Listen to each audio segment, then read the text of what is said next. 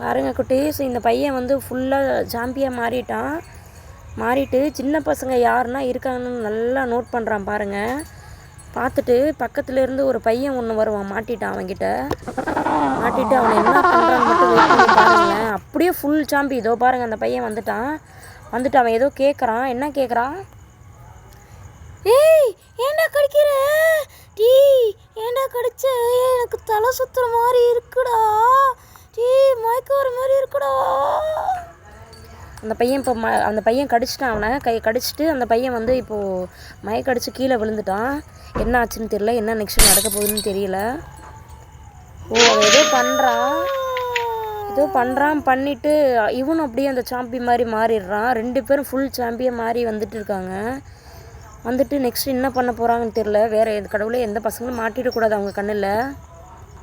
அந்த பசங்க அப்படியே நின்றுட்டுருக்காங்க. என்னாச்சுன்னு தெரியல.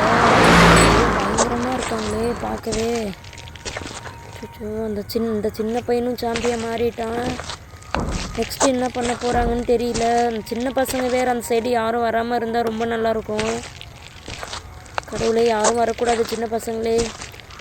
சின்ன பசங்க வந்துட்டாங்க யாரோ. பசங்களா உள்ளே ஓடிடுங்க. அவங்க ஜாம்பியாக இருக்காங்க. பக்கத்தில் போகாதீங்க. உள்ளே ஓடிடுங்க. ஃபாஸ்ட்டாக போங்க. அவங்க ஃபாஸ்ட்டாக வராங்க. ஓடுங்க. உள்ளே போய் கதவை லாக் பண்ணிக்கோங்க. டோர்லாம் லாக் பண்ணிக்கோங்க. போங்க. இவங்க வராங்க மறுபடியும். அவங்கள விடுற மாதிரி இல்லை போல்.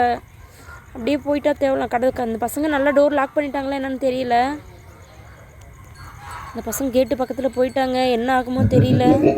அந்த பசங்க கதை திறக்கக்கூடாது. அவங்க அப்பா அம்மா வீட்டில் இருக்காங்களா என்னன்னு கூட தெரியலையே. ஐயோ கொடூரமாக இருக்கானே. ஃபஸ்ட் ஃபேஸ் பயங்கரமாக காமிக்கிறான்.